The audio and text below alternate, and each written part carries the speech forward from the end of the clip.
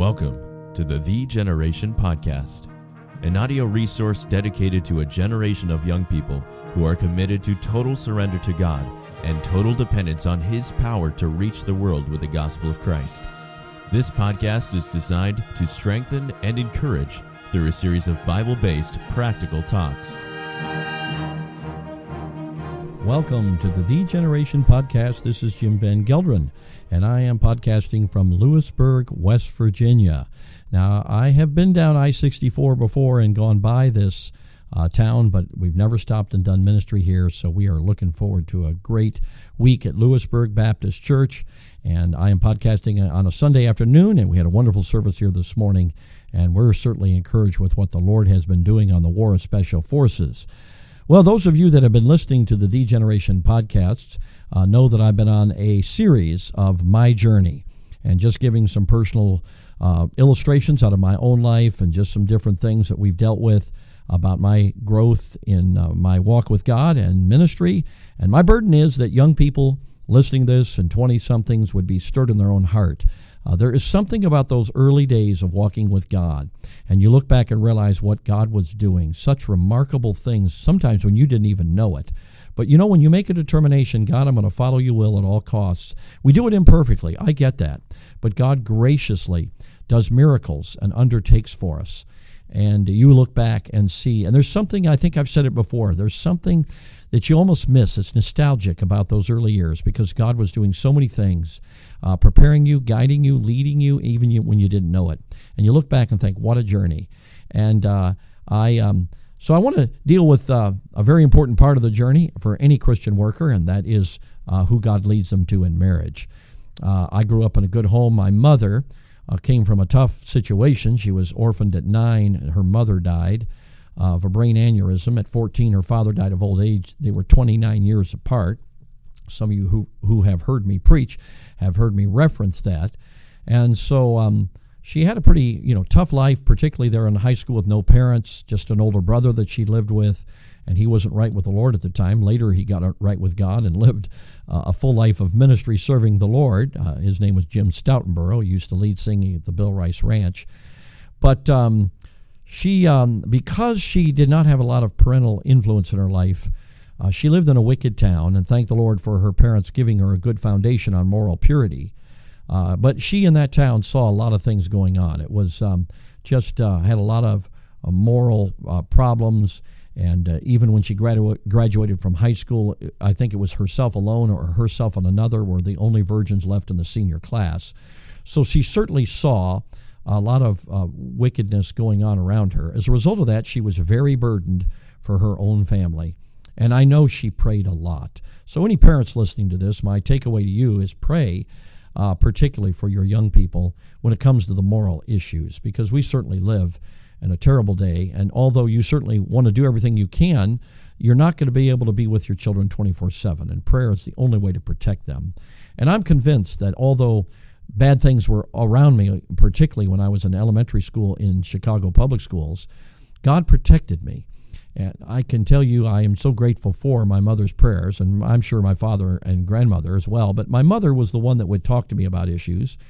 And from time to time, she would tell me she's praying for my wife, that God would protect her and keep her pure. I didn't understand all what that meant, but I knew it was good. And I was certainly grateful that my mother had that kind of burden. I personally would say that probably I didn't catch on those issues for a while as far as prayer is concerned, but I look back and I'm grateful that my mother obviously understood the importance and prayed a lot. My wife will tell you that as she was growing up, she had wonderful parents, but they were still learning and growing, and there were certain things in the churches they were in that they were not really taught strong about certain things you need to be careful of in culture. And so there were times that my wife could have been in a situation where there had been strong temptation, but the Lord protected her. And she has even reminisced about certain times it made no sense, but God protected her. And I know it was my mother's prayers, praying for her. But anyway, that's how I grew up. And in high school, there was not really any girl that caught my eye. Of course, at that point, I really wasn't even thinking about a young lady, because I had been taught that you only interact with a young lady as when you're pursuing marriage, and that at that point you're just friends with all of them. So that's kind of my way I did it in high school. And certainly we had a big Christian high school, a lot of interaction, guy, girls, but never had anybody that even was remotely I was interested in that would have been any kind of serious possibility. But when I got to college, obviously sometimes people have called the college I went to the happy hunting grounds, but I got there and really was not highly interested myself, particularly early on, because I realized I'm not ready to get married. There's no need to develop a relationship, and I saw other guys get in relationships and sometimes sidetrack them, particularly freshmen, sophomores. Some of them got married, some of them dropped out of school, and I'm not saying that was all wrong, but it was not where I was feeling God was leading me, that I needed to wait, which I did. Then I waited pretty much through college, although I had, different times at that particular school I went to. They emphasized, taking girls to a concert or whatever, or an outing that your society would have, and things like that. And those things I would do, but never really felt like there was any relationship I was burdened to pursue. They were sweet girls, but it was just not anything but just spending a little bit of time in a kind of some kind of social setting that really did not have any pull to develop any relationship further. And pretty much went through college that way, not really looking for someone strongly, recognizing that I'm certainly wanting God's will, but I didn't feel ready or felt like it was the thing I was supposed to do at the moment. So I graduated from college, and I went home, and for the summer was then helped my dad out for about 9 months. He was in between youth pastors, and I became an interim youth pastor. And so I didn't go back to seminary immediately and get my master's degree. Of course, I knew ahead of time my dad really wanted me to do that, and I was fine with that, and which I'm now very grateful, working at Baptist College of Ministry from time to time as vice president.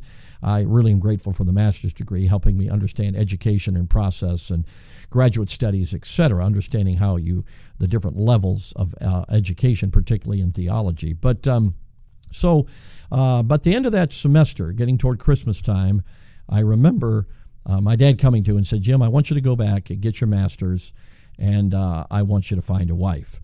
And at that point, I knew he was dead serious, and I think God began to kindle in my heart a desire for that.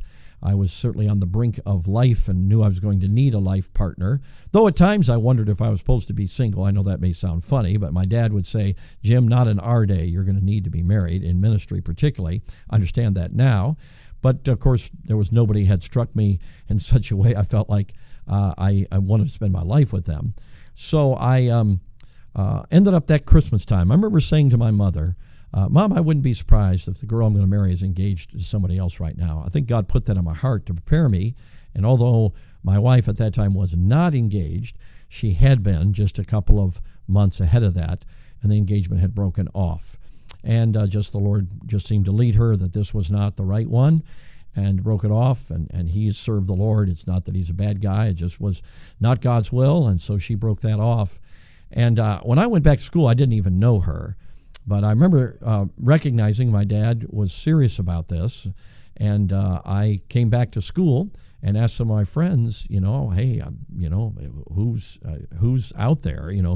What girls are?" And all of them said, "You need to date Rhonda Cross." Of course, at this time, I know some of you are more familiar with the courtship model. At that time, we were certainly growing in our understanding faith perspective in finding a mate.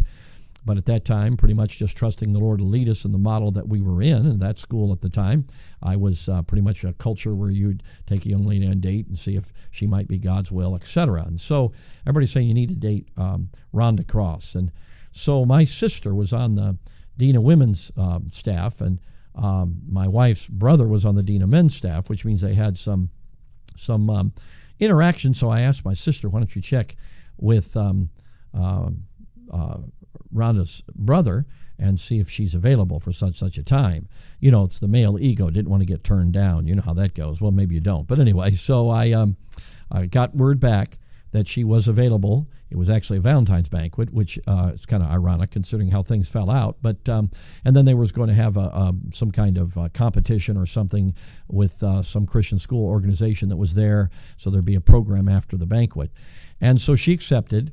All this is by writing notes back and forth, and that's what they did in the day. No email, no texting, obviously, just handwritten notes. And so the day came, which was February 11th, and it was 1983. And I remember meeting my wife for the first time. I think I'd seen her around, but I didn't know her, never had a conversation with her. And it didn't take me long to realize that I could really communicate with this girl. And I remember my brother John saw us, and evidently we were standing a puddle right in between us, completely oblivious to that. I was having such a good conversation with her. And as the night went on, I began to become more and more aware this girl could be a serious possibility. I was amazed. She was very articulate. She was easy to talk to. She was certainly smart. She had a heart for God, and I think that's what hit me. She talked about how God had taught her different things. God had taught me some of the same things, and I thought, wow, this is amazing. Well, to be honest with you, by the time that thing was over, I was starstruck. I know not everybody falls hard like that, but I fell hard. I think my parents realized it, because when I called them, I think I was just so much in just amazement of this girl. They realized we got to get down there. And so my parents made a trip down there. By that time, I'd had a few dates with her, and she could tell I had some interest. And obviously, when my parents showed up, she knew I had strong interest. I think she knew that pretty much from the start. But my parents met her parents. Long story. They were sold and encouraged the relationship, and of which I was extremely grateful. And the Lord led us to develop our relationship and toward engagement. And I was waiting to get permission from my father-in-law. And when he finally gave it, of course, I had the ring ready. And I think that was in November of the same year there, which would have been 1983. And we got engaged, got married in May of 25th of 1984. And I wouldn't necessarily recommend this in retrospect, but we went on our honeymoon and we were back on the road, or not back on the road, but starting on the road. 3 weeks later, beginning the war, and had two young men traveling with us. But the one thing it did do, we were immediately in the ministry together and have now been for 38 years. And I know I'm going a tad longer than I normally do for my podcast, but obviously this is an important subject. But I would say, gang, that's so important. My dad used to say, people come to him and say, how do you raise good kids? And he'd say, you got to marry the right woman. And boy, there's a lot of truth in that, because God knows that's such an important part of it. And I would encourage you young people, be praying, but trust the Lord and realize God can lead. There's obviously different ways. Many times people tell their story, but whenever faith's involved, there's a similarity in the stories, and the similarity is God. And there's obviously differences in the story, because the differences are us. We're human beings, and sometimes the way we get to God's will, there may be different circumstances and how God leads, etc. But there's a commonality when people are looking to the Lord, and that commonality is faith. It's a trust in Jesus to lead and to work through everything. And anybody who's ever traveled knows how important my wife is to the ministry. She's good at things I'm not good at, and we complement each other. And she has a heart to study things out. She's really got the gift of teaching, I believe. She loves to study. And many of her things she studies, especially last few years, particularly when I've been on some of these journeys, it's been so helpful to have resources and different things that have been gleaned by her, and to be able to use those in my ministry. But over the years, she's got a attention for detail. She's done finances, and she's had other things ministry-wise. She loves to counsel. She loves ministry. She's all about the ministry. And as a result of that, when God gave us children after 11 years and 5 miscarriages, my wife just immersed them in life, in ministry, and a walk with God, and taught them how to have time with the Lord, and was very purposeful in their upbringing. And I'm so grateful for what she's done there. But probably most of all, she gave them a heart for ministry. And she did it by just, how do I say this, by having a heart for ministry herself. And I look back and really believe that's what was the key of my mother. I remember going out, she dragged me with her. I shouldn't say drag, because that's kind of negative, but she'd take me with her going soul winning before I was in kindergarten. And I remember that. She had a heart for souls. She'd witness to people. She'd hand them tracts. And I'm convinced that probably one of the things that affected my heart for ministry and evangelism was my mother's heart for souls. I can say the same for my wife. She's done the very same thing with our daughters, and I'm sure they have and are and will rise up, call her blessed. But there's nothing like God giving you the right one. And of course, the journey is not over, and I'm looking forward to great years continually ministering with my wife by my side. Now, takeaways. Gang, you got to really pray about this thing, and you cannot let the flesh get in on the deal. See, young man, that's why it's important to really pursue the issue of purity in your heart and life and not get affected, because impurity will drive you the wrong direction. It will make things that aren't important become important. And it could be a relationship with a young lady who does not have a heart for God, but because you've gotten into the flesh, you're drawn with a carnality that can blind you to the will of God. So it's important to deal with these purity issues and get in the battle and recognize you've got to grow in your own heart for God. There's got to be a journey yourself to walk with God so that you are really looking to Him to lead you and guide you and not make a mistake in this most important area. And so I want to encourage every young person out here, and when I'm done with the podcast, would you just spend a few moments praying for your future mate, praying that God will lead you and praying that God will protect them and keep them from scars and things that could hinder in the future. And that if there are things they've gone through, that God will turn those stumbling blocks into stepping stones. And but anyway, and if there's been past failure in your own life, you need to put it under the blood and realize God can take those and make them stepping stones instead of stumbling blocks. None of us obviously live sinless, so there are issues that we have to recognize have to be put under the blood and then look to Jesus to take them, make them stepping stones. But the point, friends, is a pursuit of God.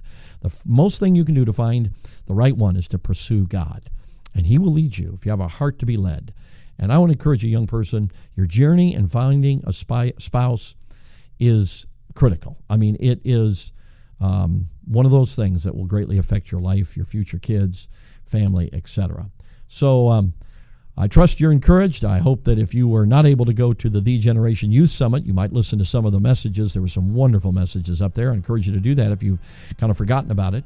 But in the meantime, remember, this is the Christian life. It's a total surrender to the will of God. When it comes to finding a spouse, it's saying, God, what your will, not mine, and that a total dependence on God to lead you and to grace you in that journey to find a wife, which the Bible says is finding a good thing.